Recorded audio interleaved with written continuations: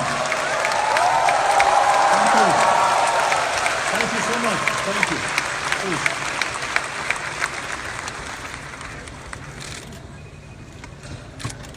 To the government and the people of Vietnam, thank you for this very warm welcome and the hospitality that you've shown me on this visit. And thank all of you for being here today.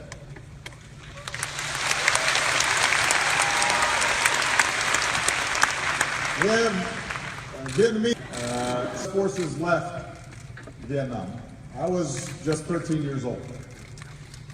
So my first exposure to Vietnam, and at the same time, many people in this country are much younger than me. Like my two daughters, many of you have lived your whole lives knowing only one thing, and that is peace and normalized relations between Vietnam and the United States. So I come here mindful of the past, mindful of our difficult history, but endured for more than 1,000 years. The world came to treasure Vietnamese silks and paintings, and the great temple of literature stands as a testament to your pursuit of knowledge. And yet over the centuries, your fate was too often dictated by others. Your beloved land was not always your own. But like bamboo, the unbroken spirit of the Vietnamese people was captured by Ly Chong Kiet. The Southern Emperor rules the Southern land. Our destiny is writ in heaven's book. Today, we also remember the longer history between Vietnamese and Americans that is too often overlooked. More than 200 years ago, when our founding fathers, Thomas Jefferson, sought rice for his farm, he looked to the rice of Vietnam, which he said had the reputation of being whitest to the eye, best flavored to the taste, and most productive. And soon after, American trade ships arrived in your ports seeking commerce. During the Second World War, Americans came here to support your struggle against occupation. When American pilots were shot down, the Vietnamese people helped rescue them. And on the day that Vietnam declared its independence, crowds took to the streets of this city, and Ho Chi Minh evoked the American Declaration of Independence. He said, all people are created equal. The Creator has endowed them with inviolable rights. Among these rights are the right to life, the right to liberty, and the right to pursuit of happiness. In another time, the profession of these shared ideals and our common story of throwing off colonialism might have brought us closer together sooner. But instead, Cold War rivalries and fears of communism pulled us into conflict. Like other conflicts throughout human history, we learned once more a bitter truth. That war, no matter what our intentions may be, brings suffering and tragedy. At your war memorial, not far from here, and with family altars across this country, you remember some 3 million Vietnamese soldiers and civilians on both sides who lost their lives. At our memorial wall in Washington, we can touch the names of 58,315 Americans who gave their lives in the conflict. In both our countries, our veterans and families of the fallen still ache for the friends and loved ones that they lost. Just as we learned in America that even if we disagree about a war, we must always honor those who serve and welcome them home with the respect they deserve. We can join together today, Vietnamese and Americans, and acknowledge the pain and the sacrifices on both sides. More recently, over the past 2 decades, Vietnam has achieved enormous progress, and today the world can see the strides that you have made. With economic reforms and trade agreements, including with the United States, you have entered the global economy, selling your goods around the world. More foreign investment is coming in, and with one of the fastest growing economies in Asia, Vietnam has moved up to become a middle-income nation. We see Vietnam's progress in the skyscrapers and high-rises of Hanoi and Ho Chi Minh City, new shopping malls and urban centers. We see it in the satellites Vietnam puts into space and a new generation that is online, launching startups and running new ventures. We see it in the tens of millions of Vietnamese connected on Facebook and Instagram. And you're not just posting selfies, although I hear you do that a lot. And so far, there have been a number of people who have already asked me for selfies. You're also raising your voices for causes that you care about, like saving the old trees of Hanoi. So all this dynamism has delivered real progress in people's lives. Here in Vietnam, you've dramatically reduced extreme poverty, you've boosted family incomes, and lifted millions into a fast-growing middle class. Hunger, disease, child and maternal mortality are all down. The number of people with clean drinking water and electricity, the number of boys and girls in school, and your literacy rate, these are all up. This is extraordinary progress. This is what you have been able to achieve in a very short time. And as Vietnam has transformed, so has the relationship between our two nations. We learned a lesson taught by the venerable Thich Nhat Hanh, who said, in true dialogue, both sides are willing to change.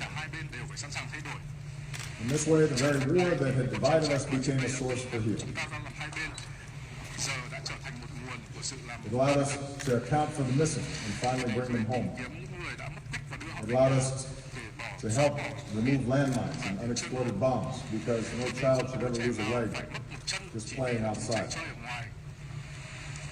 Even as we continue to assist Vietnamese with disabilities, including children, we are also continuing to help remove Agent Orange, dioxin, so that Vietnam can reclaim more of your land. We're proud of our work together in Da Nang, and we look forward to supporting your efforts in Bien Hoa. Let's also not forget that the reconciliation between our countries was led by our veterans who once faced each other in battle. Think of Senator John McCain, who was held for years here as a prisoner of war, meeting General Zach, who said our countries should not be enemies but friends. Think of all the veterans, Vietnamese and American, who've helped us heal and build new ties. Few have done more in this regard over the years than the former Navy Lieutenant and now Secretary of State for the United States, John Kerry, who is here today. And on behalf of all of us, John, we thank you for your extraordinary efforts.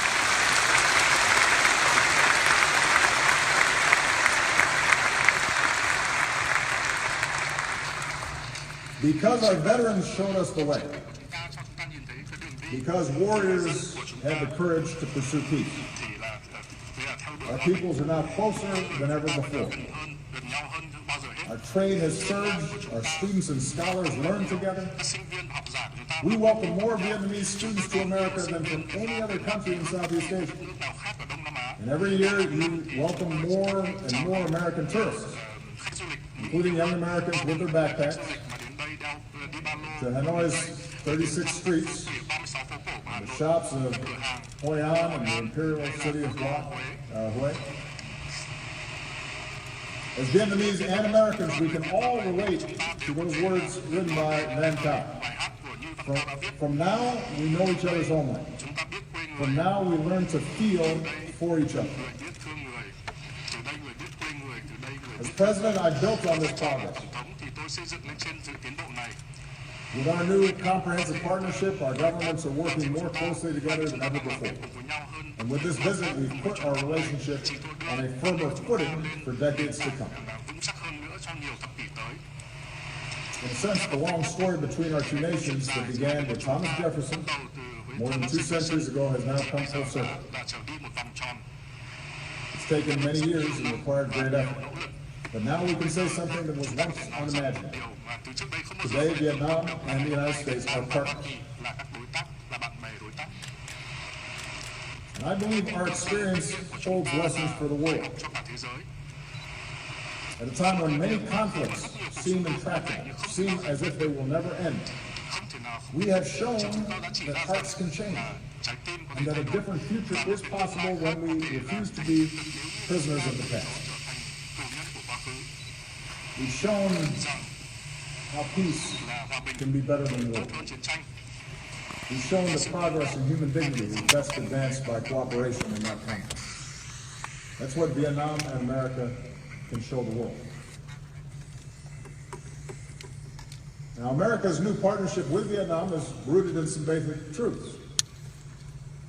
Vietnam is an independent, sovereign nation, and no other nation can impose its will on you or decide your destiny.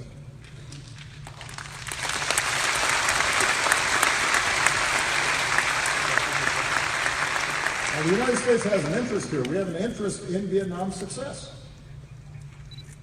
But our comprehensive partnership is still in its early stages. And with the time I have left, I want to share with you the vision that I believe can guide us in the decades ahead. First, let's work together to create real opportunity and prosperity for all of our people.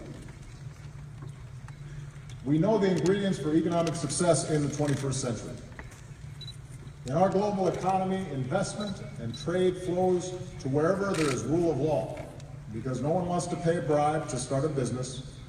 Nobody wants to sell their goods or go to school if they don't know how they're going to be treated. In knowledge-based economies, jobs go to where people have the freedom to think for themselves and exchange ideas and to innovate. And real economic partnerships are not just about one country extracting resources from another. They're about investing in our greatest resource, which is our people and their skills and their talents, whether you live in a big city or a rural village. And that's the kind of partnership that America offers. As I announced yesterday, the Peace Corps will come to Vietnam for the first time with a focus on teaching English. And a generation after young Americans came here to fight, a new generation of Americans are going to come here to teach and build and deepen the friendships between us.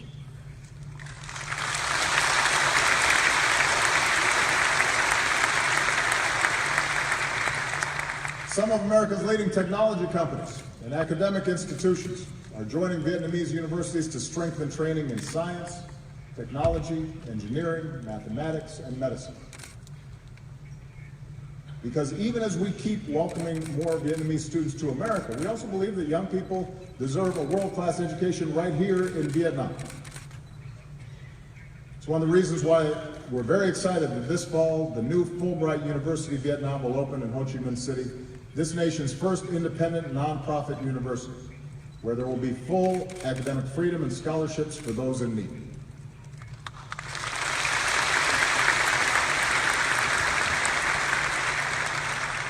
Students, scholars, researchers will focus on public policy and management and business, on engineering and computer science, and liberal arts.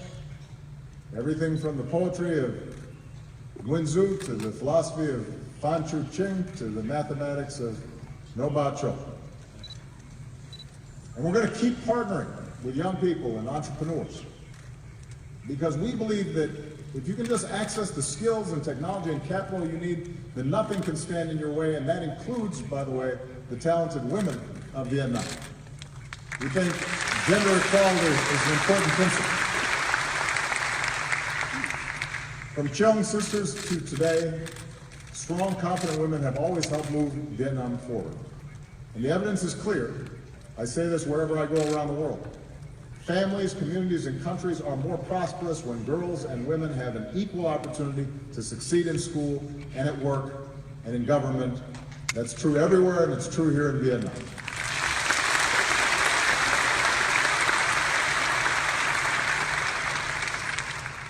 We'll keep working to unleash the full potential of your economy with the Trans-Pacific Partnership. Here in Vietnam, TPP will let you sell more of your products to the world and will attract new investment. TPP will require reforms to protect workers and rule of law and intellectual property. And the United States is ready to assist Vietnam as it works to fully implement its commitments. I want you to know that as President of the United States, I strongly support TPP because you'll also be able to buy more of our goods, made in America. Moreover, I support TPP because of its important strategic benefits. Vietnam will be less dependent on any one trading partner and enjoy broader ties with more partners, including the United States.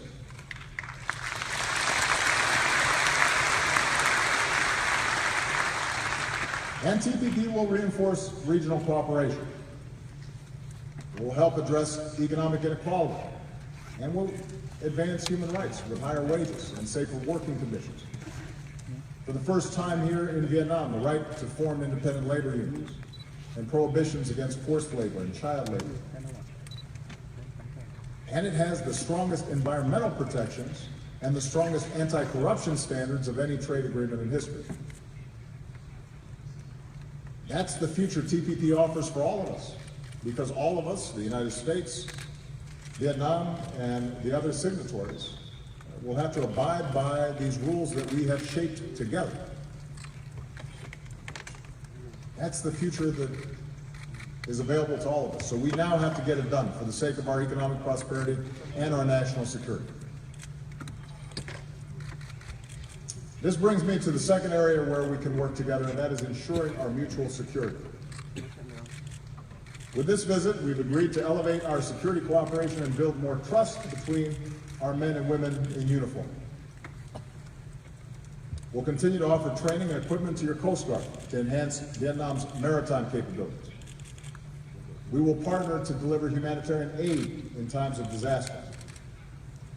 With the announcement I made yesterday to fully lift the ban on defense sales, Vietnam will have greater access to the military equipment you need to ensure your security.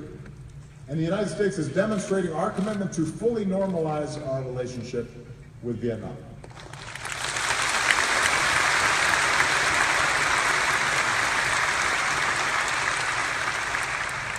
More broadly, the 20th century has taught all of us, including the United States and Vietnam, that the international order upon which our mutual security depends is rooted in certain rules and norms. Nations are sovereign, and no matter how large or small a nation may be, its sovereignty should be respected, and its territory should not be violated. Big nations should not bully smaller ones. Disputes should be resolved peacefully.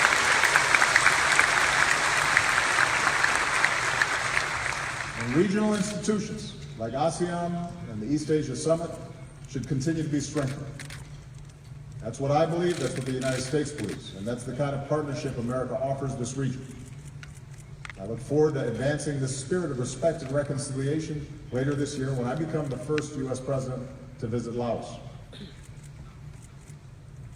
In the South China Sea, the United States is not a claimant in current disputes, but we will stand with partners in upholding core principles like freedom of navigation and overflight, and lawful commerce that is not impeded, and the peaceful resolution of disputes through legal means in accordance with international law. And as we go forward, the United States will continue to fly, sail, and operate wherever international law allows, and we will support the right of all countries to do the same.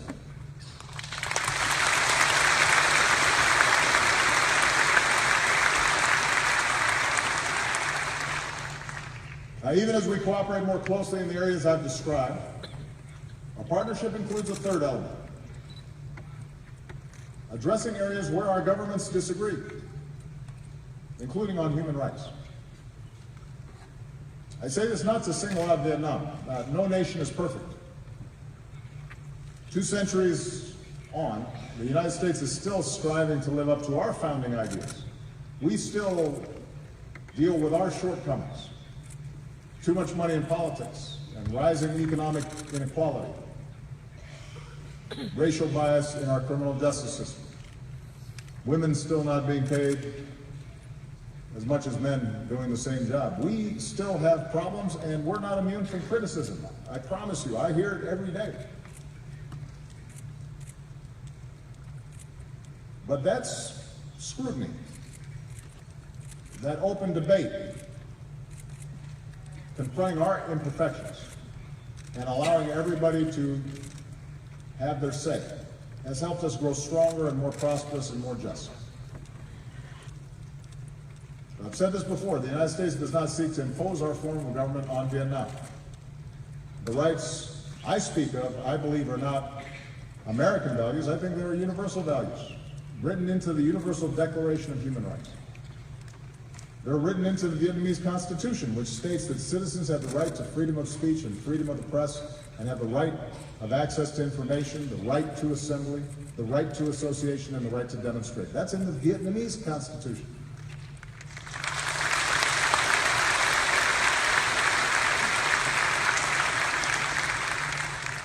So really, this is an issue about all of us, each country, trying to consistently apply these principles.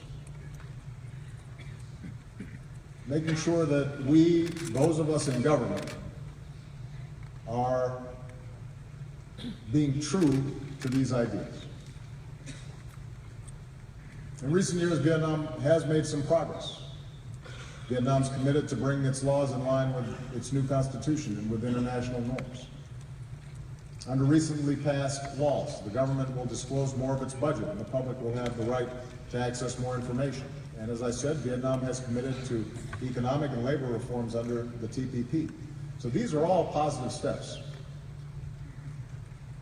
And ultimately, the future of Vietnam will be decided by the people of Vietnam.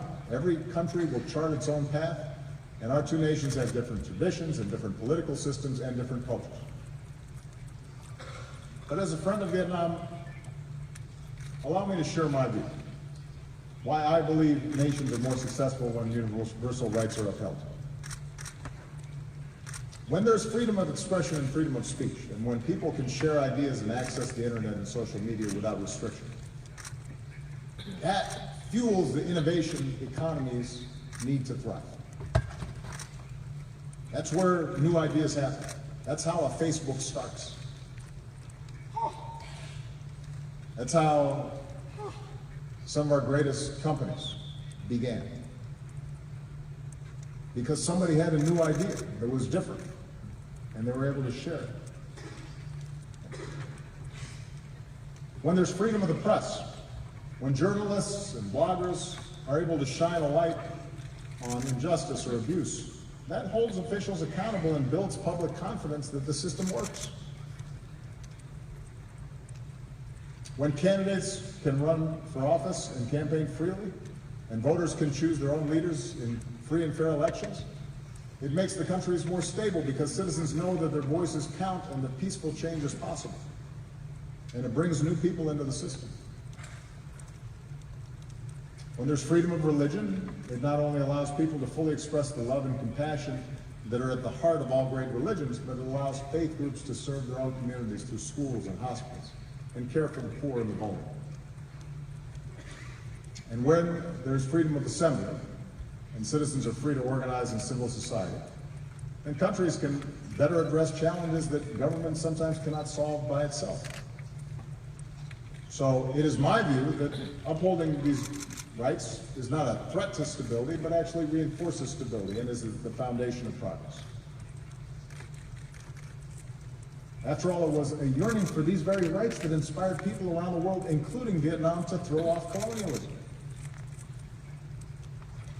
And I believe that upholding these rights is the fullest expression of the independence that so many cherish, including here, and a nation that proclaims itself to be of the people, by the people, and for the people. Vietnam will do it differently than the United States does.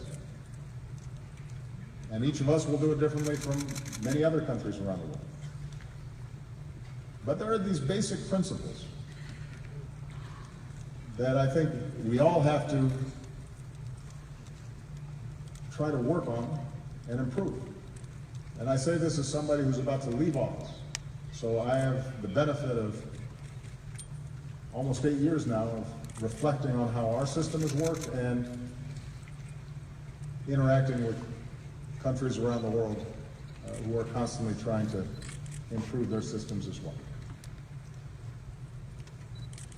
Finally, our partnership, I think, can meet global challenges that no nation. Ensure the health of our people and the beauty of our planet, then development has to be sustainable. Natural wonders like Halong Bay and Sundong Cave have to be preserved for our children and our grandchildren. Rising seas threaten the coasts and waterways on which so many Vietnamese depend. And so, as partners in the fight against climate change, we need to fulfill the commitments we made in Paris, and we need to help farmers and villages and people who depend on fishing to adapt and to bring more clean energy to places like the Mekong Delta. There's a rice bowl of the world that we need to feed future generations. And we can save lives beyond our borders. By helping other countries strengthen, for example, their health systems, we can prevent outbreaks of disease from becoming epidemics that threaten all of us. And as Vietnam deepens its commitment to UN peacekeeping, the United States is proud to help train your peacekeepers. And what a truly remarkable thing that is. Our two nations that once fought each other now standing together and helping others achieve peace as well. So in addition to our bilateral relationship, our partnership also allows us to help shape the international environment in ways that are positive. Now, fully realizing the vision that I've described today is not going to happen overnight, and it is not inevitable. There may be stumbles and setbacks along the way. There are going to be times where there are misunderstandings. It will take sustained effort and true dialogue where both sides continue to change. But considering all the history and hurdles that we've already overcome, I stand before you today very optimistic about our future together.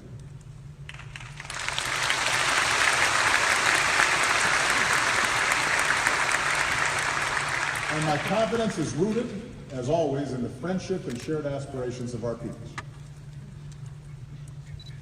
I think of all the Americans and Vietnamese who have crossed a wide ocean, some reuniting with families for the first time in decades, and who, like Jin Kong Sun said in his song, have joined hands and opening their hearts and seeing our common humanity in each other.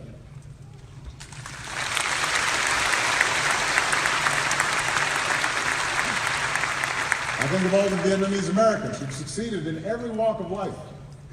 Doctors, journalists, judges, public servants.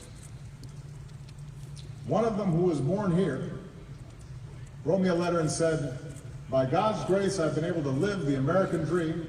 I'm very proud to be an American, but also very proud to be Vietnamese." And today he's here.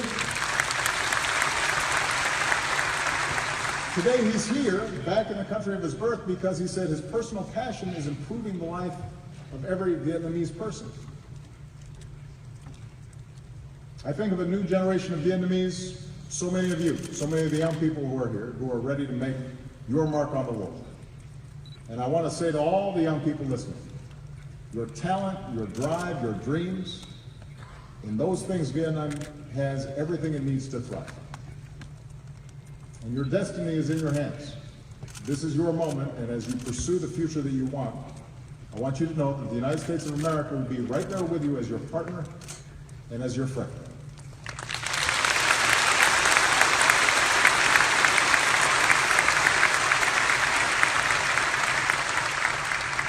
And many years from now, when even more Vietnamese and Americans are studying with each other, innovating and doing business with each other, standing up for our security and promoting human rights and protecting our planet with each other, I hope you think back to this moment and draw hope from the vision that I've offered today.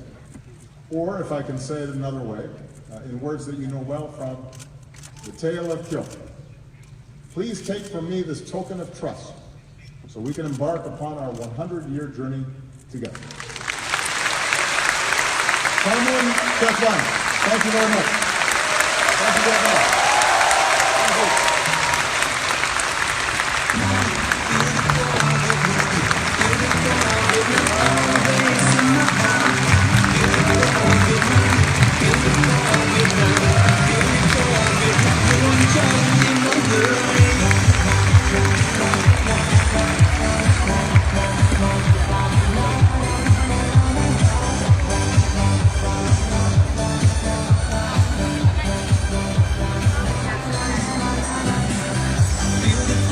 quý vị, vừa rồi là phần tường thuật trực tiếp bài phát biểu của Tổng thống Hoa Kỳ Barack Obama với giới trẻ Việt Nam. Ngài Tổng thống đã nói tóm tắt, đã nói chi tiết về những hợp tác trong tương lai giữa hai nước, và chúng tôi xin tóm tắt lại rằng là Ngài nói sẽ có những thành viên người Mỹ trong đoàn hòa bình Mỹ sang Việt Nam dạy tiếng Anh. Thay vì là những người Mỹ trước đây từng sang chiến đấu thì ngày nay sẽ có những người Mỹ đến để dạy tiếng Anh cho người Việt Nam và xây dựng tình hữu nghị với nhân dân Việt Nam. Ngài cũng nói rằng là hai nước sẽ có lợi khi thông qua và thực hiện hiệp định TPP, mang lại những lợi ích kinh tế to lớn. Người dân của hai nước và doanh nghiệp của hai nước sẽ làm việc kinh doanh với nhau, xây dựng nền kinh tế của hai nước.